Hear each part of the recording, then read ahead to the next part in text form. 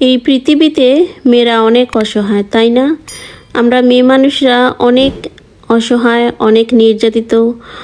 আসলে আমাদের প্রতিবাদ করার জায়গা কোথাও নেই। আমরা কার কাছে গিয়ে যে প্রতিবাদ করব, কোথায় গিয়ে যে প্রতিবাদ করব, সেটা আসলে আমরা নিজেও বুঝতে পারি না। আমাদের নিজস্ব ঘর বলতে কিছুই নেই। না আছে স্বামীর বাড়ি, না আছে বাবার বাড়ি। স্বামীর বাড়ি গেলে স্বামীরা বলবে যে তোমার বাড়ি যাও, তোমার বাপের বাড়ি যাও, ওইখানে তোমার বাপের বাড়ি। আর বাপের বাড়ি আসলে বলবে স্বামীর বাড়ি নাকি আমার আসল বাড়ি।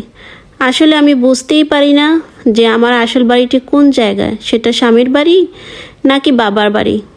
বাবার বাড়ি যদি হয় তাহলে তো আমি সেখানে থাকবো, আর যদি স্বামীর বাড়ি হয়ে থাকে তাহলে তো সেখানে আমিই থাকবো। কিন্তু আমি বুঝতে পারি না এই সমাজ আমাদেরকে বা আমরা যারা মেয়েরা আছি তাদেরকে কেন এত অবহেলা করে, কেন আমাদের বাড়ি নিয়ে তাদের এত প্রশ্ন।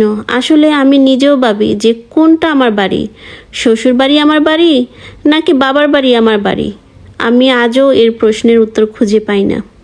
হঠাৎ করেই মা বাবা বিয়ে দিয়ে দিল। আমাকে বিয়ে দিয়ে মা বাবা মনে হচ্ছে শ্বাস নিতে পারলো। আর পারবেই না কেন? আমি তো তাদের বোঝা ছিলাম। আমি বাদে আরও 2 সন্তান আছে তাদের, কিন্তু আমার দিকে তাদের তিক্ততার অন্ত ছিল না। আমি তাদের খুব অপ্রিয় ছিলাম, বলতে গেলে চোখের বালি। কিন্তু আমার ছোট ভাই বোন তাদের মধ্যমণি ছিল। আমাকে বিয়ে দেওয়ার জন্য খুব তাড়াহুড়া ছিল তাদের। এক সময় বিয়ের পাত্র দেখা শুরু করলো। বিয়ে ঠিক হলো, সামাজিকভাবে ধুমধাম করে বিয়ে হলো। কিন্তু সেই বিয়েতে শান্তি ছিল না, অশান্তি ছিল বেশি। শ্বশুরবাড়িতে আসা মাত্র তাদের অবস্থানটা বুঝে গেলাম। আমার কাছে মনে হচ্ছিল তারা খুবই নিচু মনের মানুষ। বিয়ের পর সংসার করতে এসে বুঝেছিলাম আমার আর সংসার করা হবে না। মানিয়ে নিতে গিয়ে দেখেছিলাম মানিয়ে নিতে পারছি না। মানিয়ে যে নিতে চাইনি তাও নয়, অনেকবার চেষ্টা করেছি মানিয়ে নিতে, কিন্তু পারছিলাম না। অনেক কষ্ট করতে হয়েছে। স্বামী প্রবাসে থাকায় কষ্টটা আরও বেশি হচ্ছে। স্বামীও খোঁজ খবর নিত না।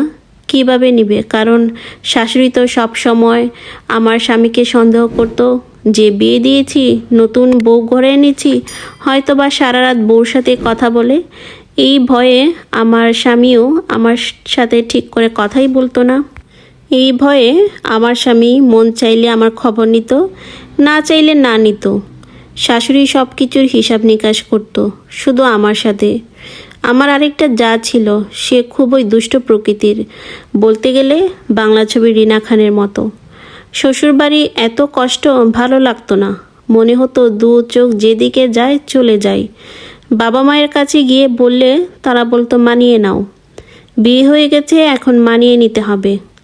আমি আর কোনো কিছু বলতে পারতাম না। কিভাবে বলবো? কারণ আমার দাঁড়ানোর জায়গাই ছিল না। কার কাছে গিয়ে বলবো? নিজের বাড়িতে এসেও ভালো করে থাকতে পারতাম না। ওইখানে গিয়েও অনেক কথা শুনতে হতো। কাজের মেয়ের মতো করে কাজ করেছি। কবে যে মেয়ে থেকে কাজের মেয়ে হয়ে উঠলাম বুঝতেই পারলাম না।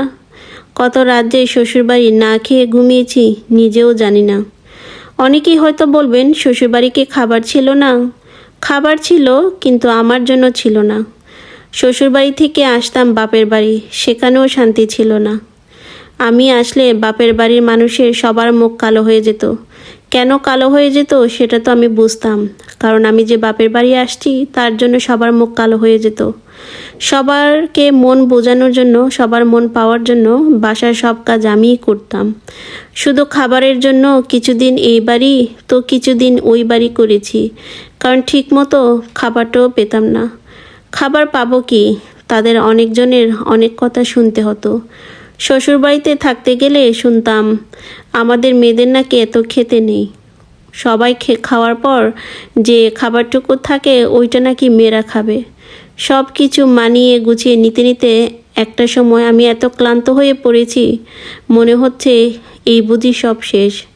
তখন নিজের প্রতি নিজেরই খুবই রাগ, অভিমান হতো। একসময় মনে করতাম কেন এই পৃথিবীতে আসলাম, আর কেন আমাকে মেয়ে হয়ে আল্লাহ দুনিয়াতে পাঠালো।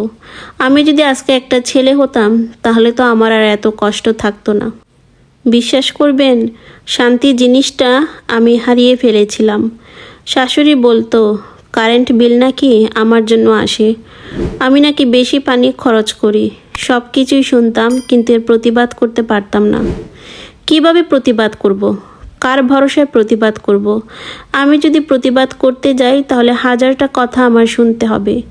বাপের বাড়ি থেকে যা নিয়ে আসছিলাম সেটাও তাদের দখলে ছিল। আমার কাছে কোনো কিছুই ছিল না। তাদের অনুমতি নিয়ে সব কাজ করতে হতো। আমি প্রচুর কান্না করতাম। কত রাজ্যে মুখ চেপে কান্না করেছি, বালিশ ভিজিয়েছি, নিজেই বলতে পারবো না। অবশেষে আল্লাহর কাছে একদিন ফরিয়াদ করলাম। প্রত্যেক নামাজে আল্লাহর কাছে ফরিয়াদ করতাম আর মন ভরে চাইতাম। এত বেশি চাইতাম, আমার চাওয়াটা হয়তো বা ওই সময়টা খুব বেশি ছিল। বিশেষ করে আমি তাহাজ্জুদের নামাজে আল্লাহর কাছে মন ভরে চাইতাম আর খুবই কান্নাকাটি করতাম। আমি নামাজে উঠলেই শুধু আমার কান্না চলে আসতো। আমি প্রত্যেক নামাজে আল্লাহর কাছে মন ভরে চাইতাম, আমার নিজের মনের কথা আল্লাহর সাথে বলতাম। আমি তাহাজ্জুদ নামাজেও আল্লাহর কাছে বলেছি, এই যন্ত্রণা আমার আর সহ্য হচ্ছে না। আমি আল্লাহর কাছে শুধু বলতাম, আল্লাহ, আমার ভিতরে যে আগুন, এই আগুনের তাপ যে কতটুকু ভারী, আর এই আগুনের তাপে আমি কতটুকু পড়তেছি সেটা তো আমি জানি, আর তুমি জানো, আর তো কেউ জানে না। এভাবে করে আমি প্রত্যেক সময় আল্লাহর কাছে মোনাজাত করতাম আর মন ভরে আল্লাহর কাছে চাইতাম। একটা সময় চাইতে চাইতে আমার দোয়া আল্লাহ পূরণ করে দিয়েছেন, কিন্তু এইভাবে এত তাড়াতাড়ি পূরণ হবে সেটাও আমি বুঝতে পারিনি। আমার সব কিছু অলৌকিকভাবে ঠিক হয়ে গেল। কী থেকে যে কী হয়ে গেল সেটা আমি নিজেও বুঝতে পারিনি। এখন আমি স্বামী আর সংসার নিয়ে খুবই সুখী। প্রিয় মা ও বোনেরা, আমি আপনাদের কাছে শুধু একটা কথাই বলবো, আল্লাহর প্রতি আস্থা হারাবেন না। মন ভরে আল্লাহর কাছে চাইতে থাকুন। চাইতে চাইতে একটা সময় আল্লাহ আপনাকে ঠিকই দিয়ে দিবেন। আপনি 5 ওয়াক্ত নামাজ পড়ুন আর তাহাজ্জুদের নামাজে মন ভরে আল্লাহর কাছে চাইতে থাকুন, দেখবেন আল্লাহ ঠিকই আপনাকে দিবেন। তো আজকের ভিডিওটা আপনাদের কাছে কেমন লাগলো? আশা করি আজকের ভিডিওটা আপনাদের কাছে ভালো লেগেছে এবং সেই সাথে এক বোনের অসাধারণ কথাও আপনাদেরকে শোনালাম। আশা করব সেই ঘটনাটাও আপনাদের খুব ভালো লাগবে। তো আজকে এই পর্যন্তই।